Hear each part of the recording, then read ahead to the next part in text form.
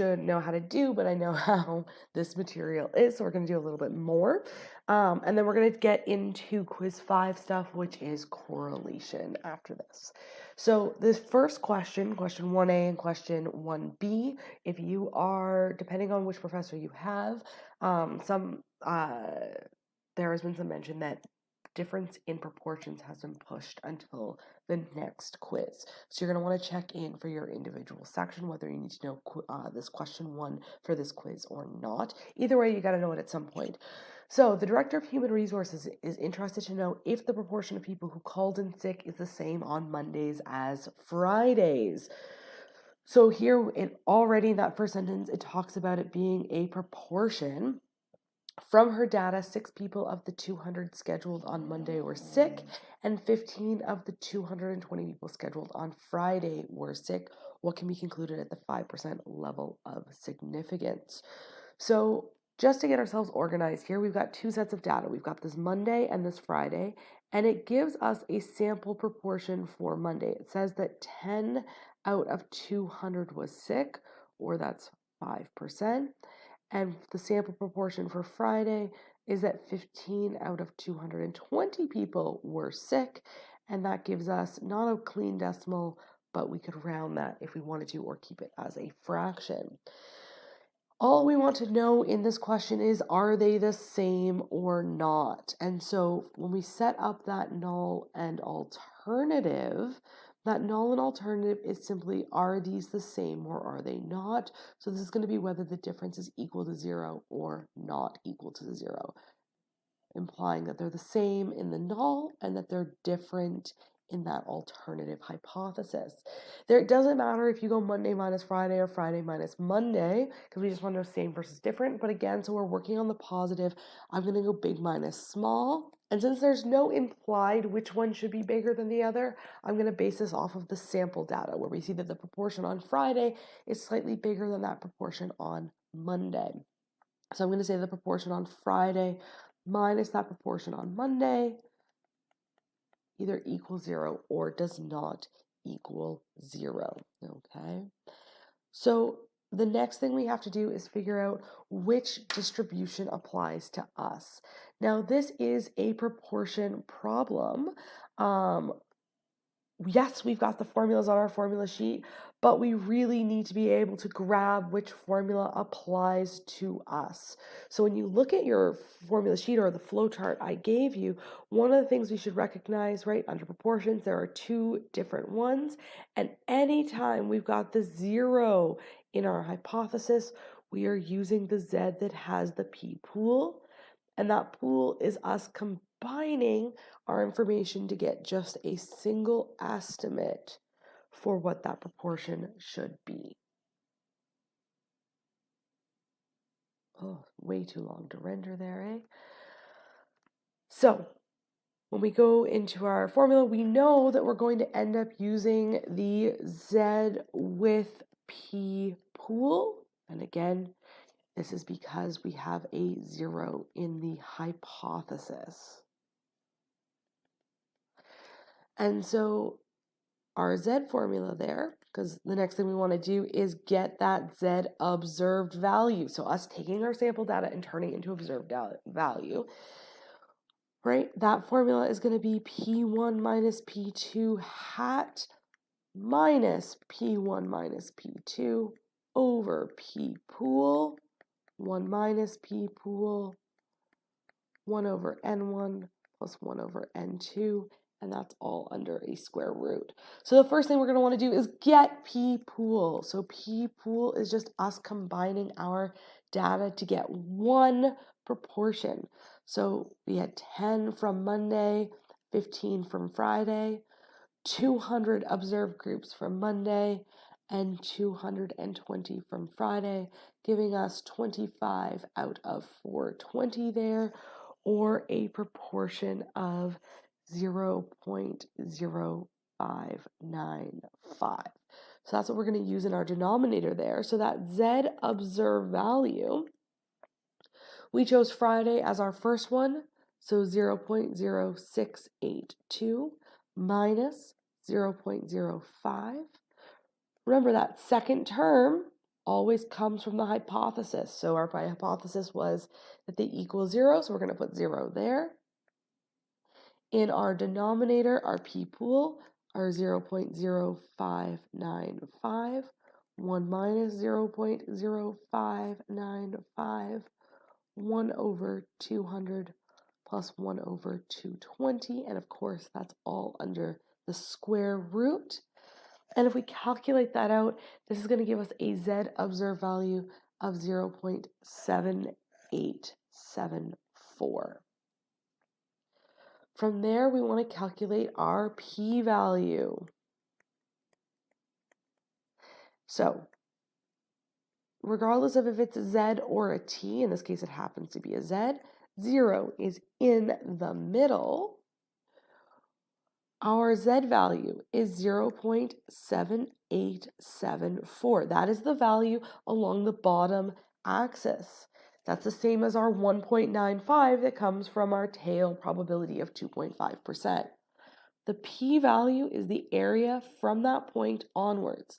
And by default, it is always the one tail p-value. So in this case, our one tail p-value is going to be a 1 minus our norm.s.dist of 0.7874, and it's always continuous. .s because we're working with a z value. One of the things you have to watch for, though, is that this is actually a two-tail problem. So we want, for this problem, an actual two-tail p-value, or compare the one tail to alpha over 2. So remember, this is a two-tail test. So you have two options. You either compare the one tail p-value to alpha over 2, or you find the two-tail p-value instead. Remembering that the two-tail p-value is just 2 times whatever the one tail p-value is. I've had a lot of people have some issues with this, so we're going to actually put this into Excel together. So this is our 1 minus norm.s.dis of this 0.7874. So when you're going into Excel, and this is the Excel sheet that I gave you, we're going to use a lot of this information. And so, but right now I just want to find this value. So the one tail p-value is just going to be 1 minus norm.s.dist. And we put in that 0.07874. And it asks us whether it's cumulative or not. And we're going to say yes or 1. And we get this value of 21.55%. If I wanted the two-tail p-value, I would just go 2 times whatever that one tail value was, and we get that value of 0.431. So for us, it doesn't actually matter which one you're going to do. You're going to get the same conclusion. That one tail p-value, which we said was that 2155, that one tail p-value we would compare to alpha over 2. And the two tail p-value, which we got as being 0.431, we're going to compare to alpha. So this means that this 21.55%, our p-value there, our alpha in this case was 5%. So this is going to be greater than alpha over 2, or that 2.5%, which means that we do not reject the null. Alternatively, we could compare that 43.1% to just alpha, or 5%, but we're going to get the same conclusion of do not reject. Remember, when somebody gives you a giant piece of pizza, we say thank you very much, and we do not reject their friendship. So if we're not rejecting the null, remember that that null implied that there was no difference between Friday and Monday. So if we don't reject the null, it means we're going with the null. So this means that there is no significant difference in the proportion.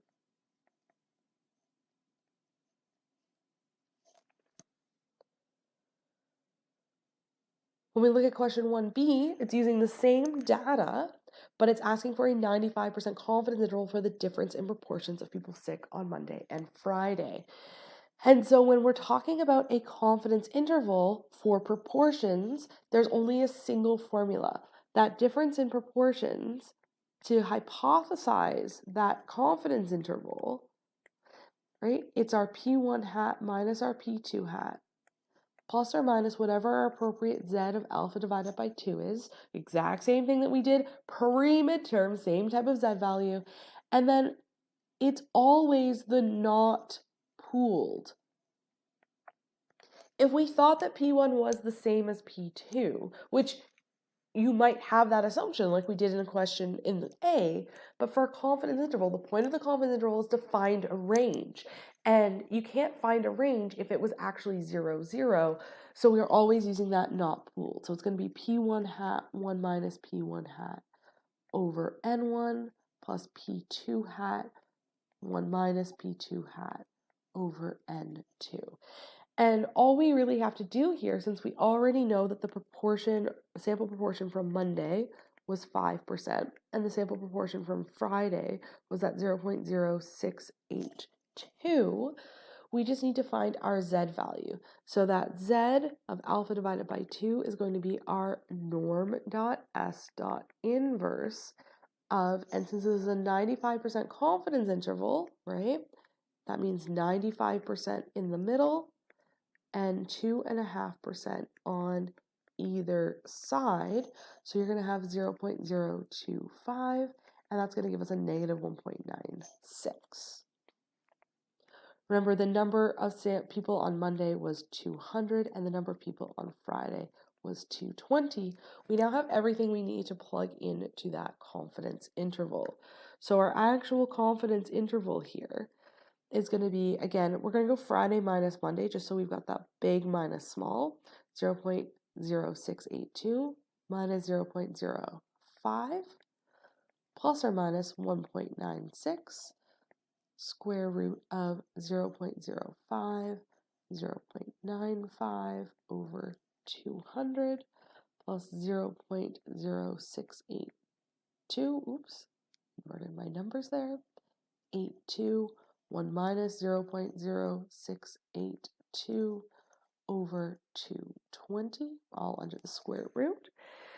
And so if we do this, I'm going to get a 0.0182 plus or minus our 1.96 times 0.0229, just if you want to make sure that your numbers jive with mine. If you're using the fraction for Friday, you're going to get a slightly different number than me. But if we get our range here, we're going to get negative 0.027 on the lower bound for that difference between Friday and Monday, and 0.063 on that upper bound. Now, from when we did confidence intervals for two population before, it's something to keep in mind that any number in the confidence interval is going to be something that could be possible, right?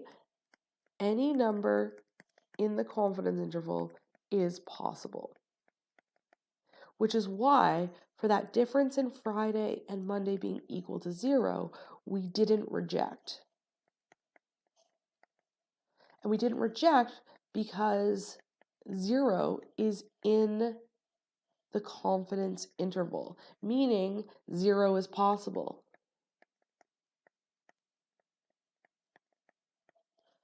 Now, we're not actually going to use confidence intervals to answer questions about hypothesis, but it's good to understand that we can look at it from either direction.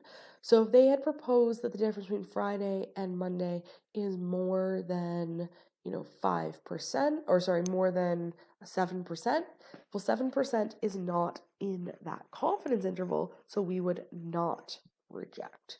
So if it had been something like that difference between Friday and Monday greater than 0.07, we would automatically, we can see this right away looking at that confidence interval, that this would be a reject situation because 0.07 is not in the confidence interval, and therefore 0.07 is not a possible value.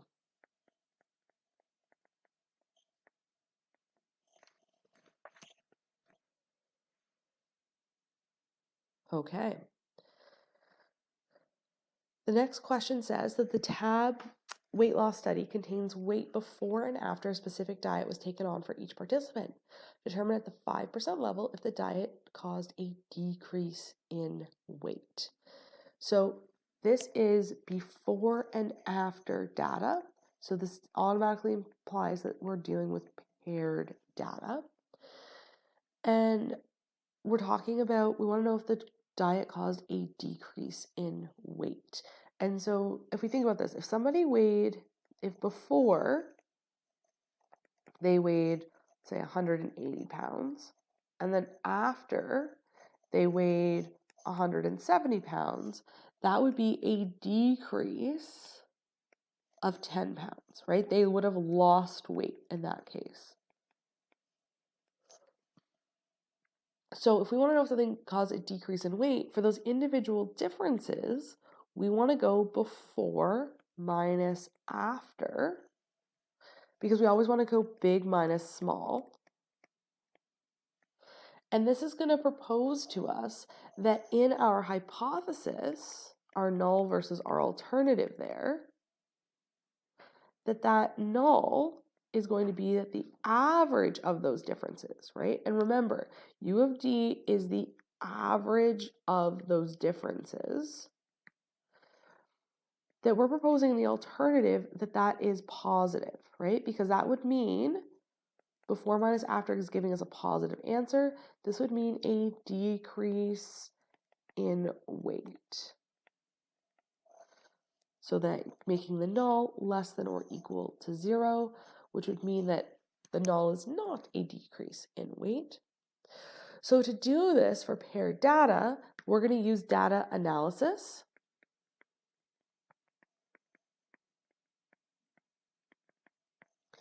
We're going to want to make sure that we recognize that the hypothesized mean difference in this case is going to be 0, because that is coming from our hypothesis. And this is a one-tail test. So we're looking for the one-tail p-value here.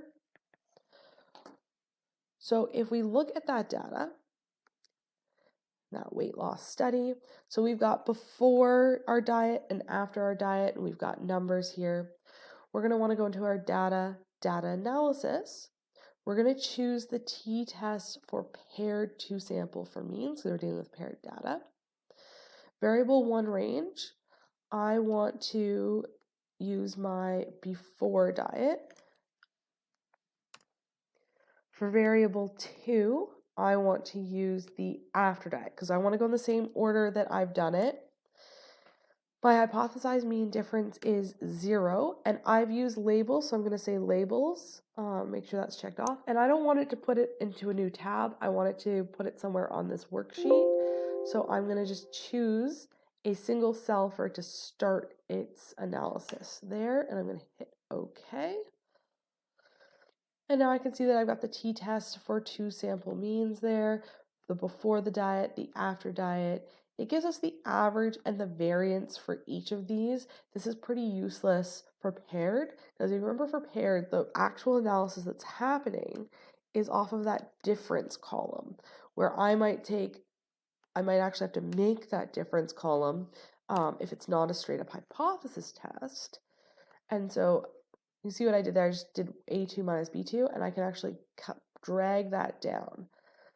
And so when Excel is doing the hypothesized mean difference of 0, and then getting the t-statistic and then the p-value, it's actually based off of this difference column. So the summary data you have above that's just for either the before diet or the after diet can be kind of helpful sometimes, but really not really, okay?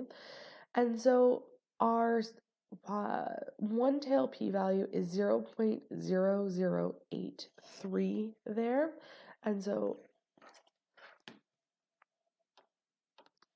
for that one-tail p-value, 0.00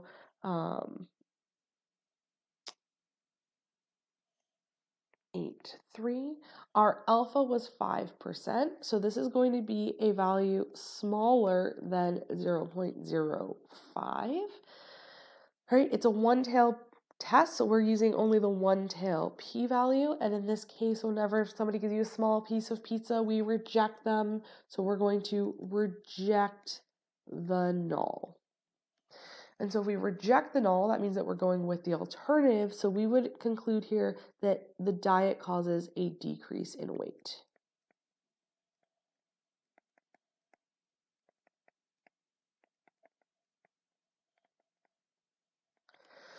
So now it wants to know if the diet caused a decrease of at least 3 pounds with 95% confidence.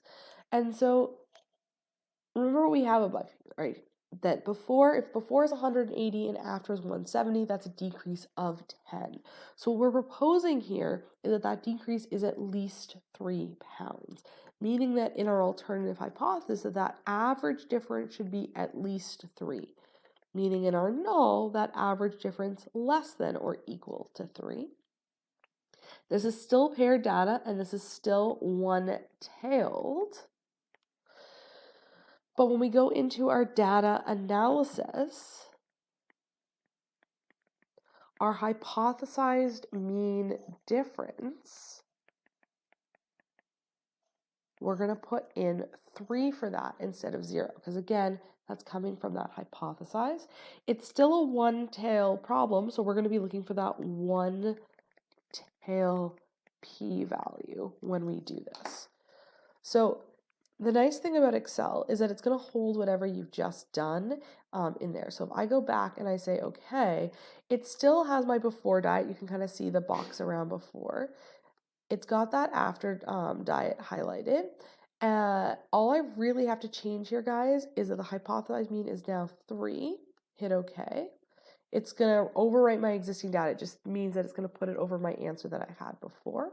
Going to hit OK there, and you can see now that I've got that hypothesized mean of 3, I have a different one-tail p-value. So now that one-tail p-value is 0.258.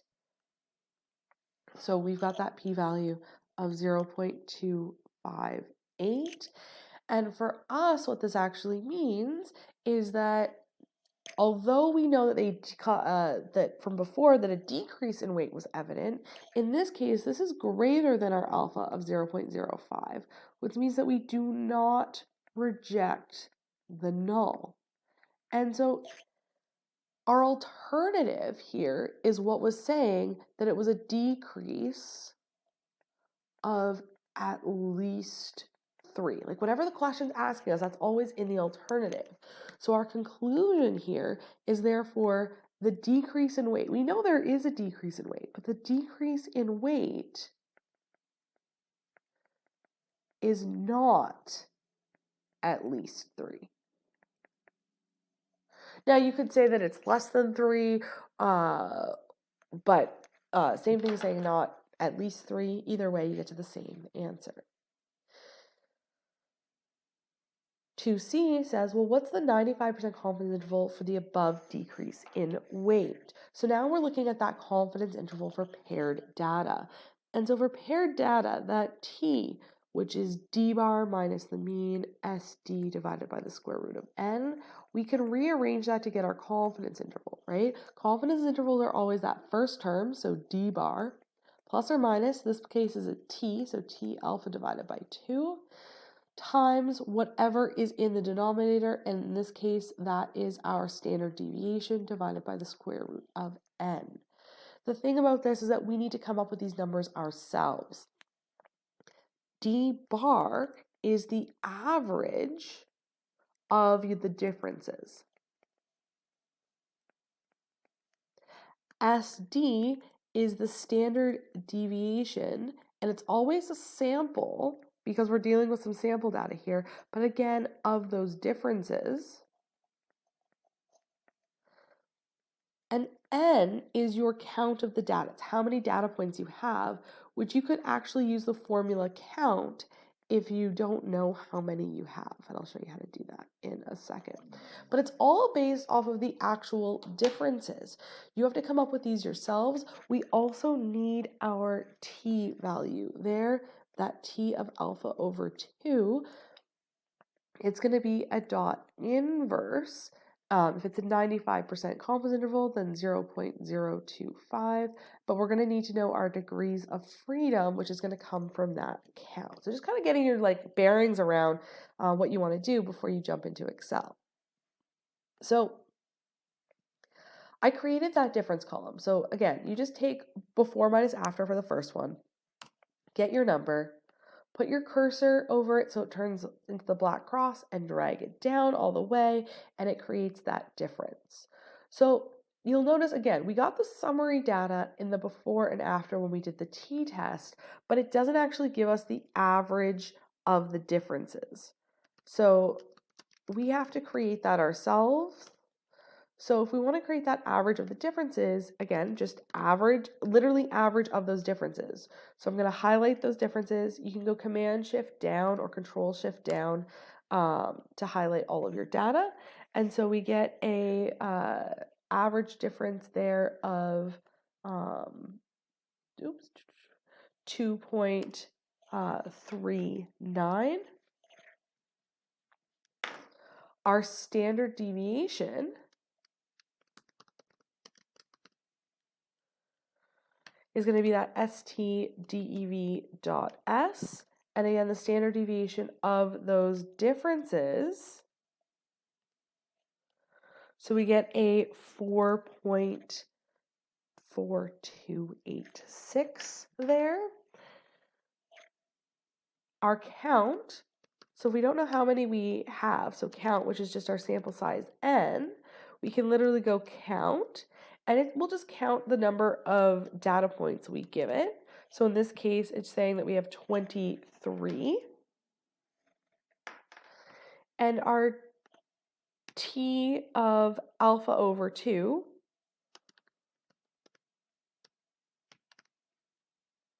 right? T dot inverse, our probability, we wanted the 95% confidence interval. Our degrees of freedom is just our count minus 1, so 22, and we get that negative 2.0738. And so we can create that confidence interval, right? Our confidence interval is going to be whatever that difference is, that average difference, plus, and so this will give me the lower bound because I'm adding a negative number there, times my standard deviation divided by the square root of my sample size. So my lower bound being 0.476 there. Actually, I'm going to relabel that as lower. And if I want to do that again for my upper, and I know for lots of you, you already know how to do this. I'm just doing this because I know some of us are still a little bit nervous in Excel. So first off, when I go something and I'm going to subtract a negative number, that's actually the positive, which is why I'm getting my upper bound. You'll notice in this calculation, I do not have 1 million brackets everywhere. The only brackets I have are for that square root because Excel does our order of operations, like it's good at that. So we don't have to worry about putting that in ourselves. So I'm just going to jot that down as well over here. So we found that that average of our differences there was 2.39. We found that the standard deviation was 4.4286, and then our count was 23. When we put in degrees of freedom 22, we ended up with a t-value of negative 0.07 with some more decimals there. And so our confidence interval, when we did this, 2.07, 4.4286 divided by the square root of, 23. And as we calculated it in Excel, the upper bound and the lower bound was that 0.0, oh, it's not 0.0, 0.476, and the upper bound was 4.3. Oops, I forgot what number that was. 4.306. And so, again, whenever we have a confidence interval, we want to remind ourselves that any number in the confidence interval is possible. Which means when we propose that that average difference should be 3, 3 is in the confidence interval, which is why we did not reject. But when we asked whether that was going to be 0, that was not in the confidence interval, right? Our confidence interval does not contain 0, so we rejected that idea. So there's some parallels there for sure, okay? When we take a look at the next question, it says the tab for sales data in the daily is the daily revenue information for 2 stores. At the 99% confidence level, did store 2 sales exceed store 1 sales? And so this just, it's not very clear in your worksheet, but this is the last tab of the Excel data I gave you. There's multiple sales ones in here. My bad. That it's a little bit confusing. So it asks us to compare 2 stores here, and it's the daily revenue. So revenue is something we measure, which means we're going to be talking about means here, not proportions. And at the 99% confidence level, did store 2 sales exceed store 1 sales? So we're talking about, in our alternative hypothesis, we want to know if the average from 2 is bigger than the average from 1. This would mean that store 2 is bigger than store 1. And we always want to put whatever we're trying to figure out in that alternative hypothesis. And our hypotheses are always going to go big minus small. So because it said store 2 exceeds store 1, we know store 2 is the bigger one. So that's fine, but this is a difference of means problem. And so in order to know which one we have to actually do, because remember, for difference of means, there's 2 different t-tests here. And so here we need to make sure that we recognize that we have to do the F test, okay?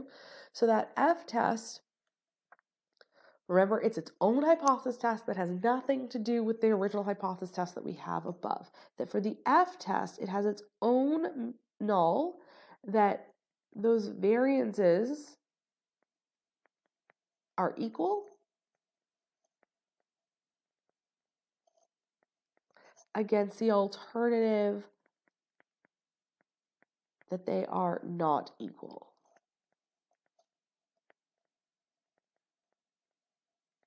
Remember that this is a 2-tailed test. And so in order to get this F test value, we can use data analysis because we have data in this case. So we're going to do our data analysis and we're going to choose our F test for variances. Okay, so let's do this. So when we look at this data, and again, it was going to be that last data, store 1 and store 2. There's an annual sales that has a whole bunch of stuff in it. That's not the one we want. We want the last tab that has store 1 and store 2 in it.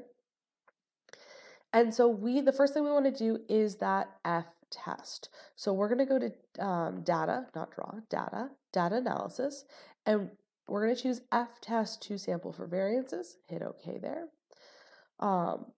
We're going to go store 2 minus store 1. So it doesn't really matter for the F test which one you put first and not for the data, but I'm just going to get into that habit of always going in the order that I've done it.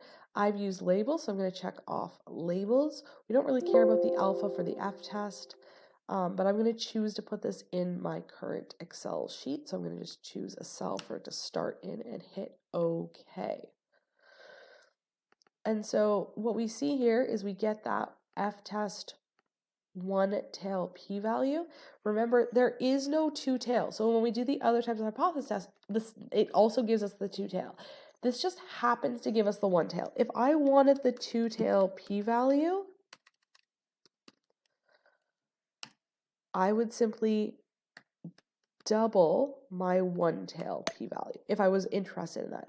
Typically for that f-test, we just use the one-tail, but we compare to alpha over 2 because it's actually a two-tailed test. So that one-tail p-value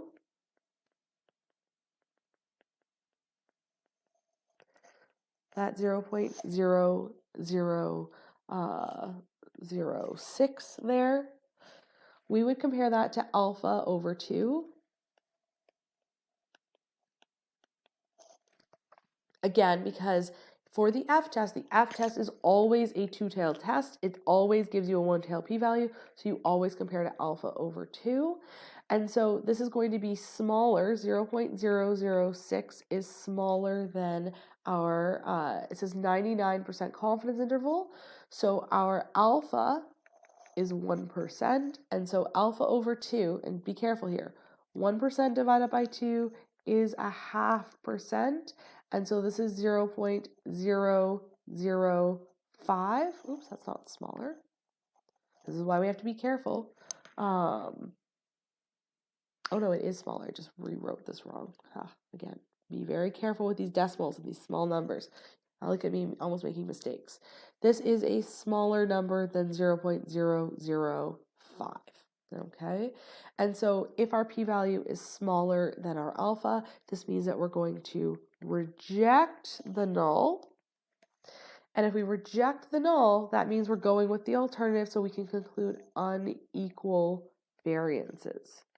So the point of the f-test is just to get us to this point of unequal variances. Because now when we actually go to run the actual hypothesis test, to actually test our original hypothesis, we can do this using data analysis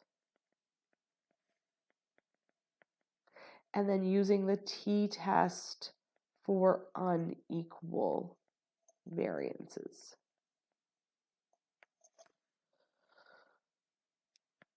So when we go into, and the other thing here to look at, okay, remember, our hypothesized mean difference is going to be 0. That data 1 is going to be store 2. We're going big minus small. If you go 1 minus 2, in all likelihood, you're going to get a different number. It actually depends on the update you have in Excel and how Excel is going to handle it. So to make sure it's always doing what you want it to be doing, we want to go big minus small there. And so, and then recognize again that this original problem, that this was a one-tail t-test. So you want a one-tail p-value. So we're going to make that happen. So we go to data analysis, and now we're doing the t-test assuming unequal variances. For variable 1, we're using store 2's data. For variable 2, we are using store 1's data, again going big minus small. Our hypothesized mean difference is 0. I included labels, so I'm going to make sure labels is checked off. And for my output range, I just want to select, I'm going to put it in the same chart here, or in the same page, and hit OK. And I am looking for the one-tail p-value here. So that is 0.000431. So if we go back to our page here, that one-tail p-value, 0.000431. This is going to be smaller than our alpha. And again, we're comparing to alpha because it was a one-tail test and we have the one-tail p-value. They match, so we can compare directly to alpha. And so here, that alpha of 0.01, our p-value is smaller, so we are going to reject the null. which means we're going with the alternative, and that alternative was implying that store 2 had more, that sales exceeded, store 2's sales exceeded store 1 sales. So that's what we can conclude here. So that store 2 sales were greater than store 1 sales.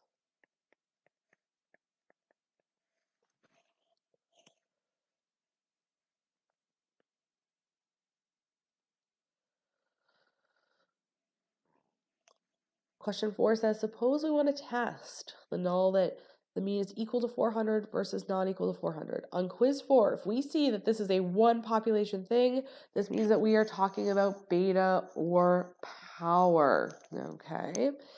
Using an alpha of 2%, the population is normally distributed with a population standard deviation of 100 and a random sample of 25 was used. What is the power of the test? So we want to keep in mind that anytime we are doing power or beta, there is an original picture, and then there is the true picture.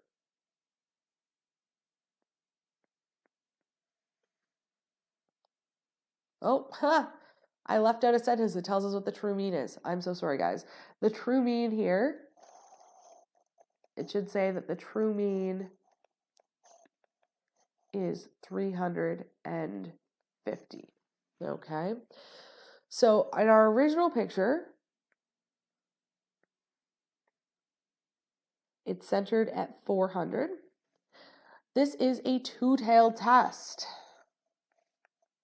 So in this problem, unlike ones that we've done in the past, it's two-tailed. So that alpha is getting split. So if my alpha is 2%, then it is 1% in each tail.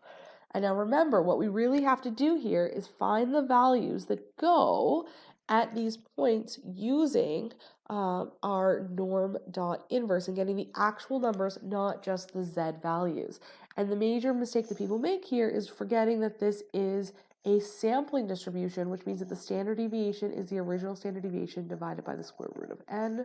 So 100 divided by the square root of 25. And so that's going to be 100 over 5. And so the standard deviation of 20 there. And so when we're going to do this and we're going to find these values here, we're going to use our Excel to find those two red boxes. So the first one here is going to be a norm dot inverse, and the probability to the left is 1%. The mean is 400, and that standard deviation is 20. Our value here is a norm dot inverse, but now it's 99%. Because it's everything, we have to give it the probability to the left, right? This is the probability to the left of the point. That our mean is 400 and our standard deviation is 20. And so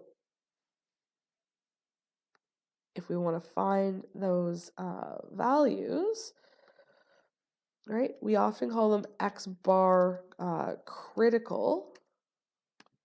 And so in this case, there just happens to be 2. So that lower one is a norm dot, not S, dot inverse of 1% with that mean of 400 and our standard deviation of 20. And so this gives us a value of 353.473. And on the upper side, you cannot go 1 minus that number that you got. It's 1 minus that probability, so 99%, our mean of 400, and our standard deviation of 20. And so that gives us 446.527. And so when we go back to our picture here, right, it's telling us that this number, this first number here is our, again, 353.473. And then our picture here is going to be our 446.527. And so when we go to draw out our new picture with our true mean, right, Told us now that that true mean was 350. We are putting these numbers on this picture. So we've got this 353.473, and somewhere probably way over here, but I won't draw that out too far. We have our 446.527. And we have to remember that beta is the do not reject area on the new picture.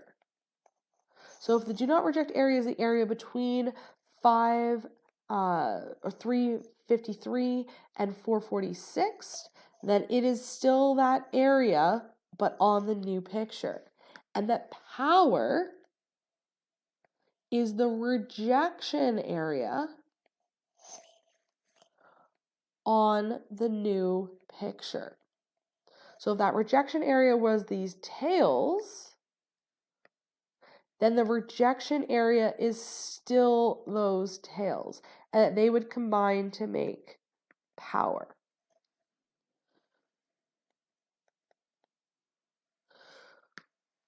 So if we want to calculate that beta, the probability between two things is just the probability to the furthest minus the closest. This is going back all the way to like quiz 2 here, right? So this is going to be a norm dot dist of 446.527, but now our mean is 350 and our standard deviation is 20, minus our norm dot dist of 353.473, 350, 20, and 1. And remember that power is just 1 minus beta. So while I could find those two areas for power individually and then add them up, I can also just go 1 minus beta there. So when I want to calculate that beta, I'm going to go my norm dot dist of my furthest point, so that 446 there.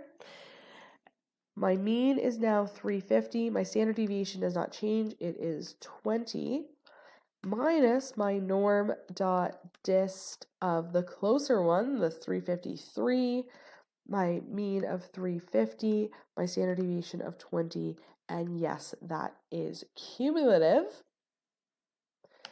And that gives me a beta of about 43.1%, which means that power is just 1 minus beta, right? They always sum up to be the same thing. So that power is going to be 0.569 if you round it. And so our beta here, 0.431, power 1 minus 0.431, 0.569. It actually asks us for power, so we would give it that 56.9%. And remember, what this power is saying is, if you remember from before, it is the probability you rejected the false null. We know that the average was not actually 400. We know that because it told us the true mean was actually 350.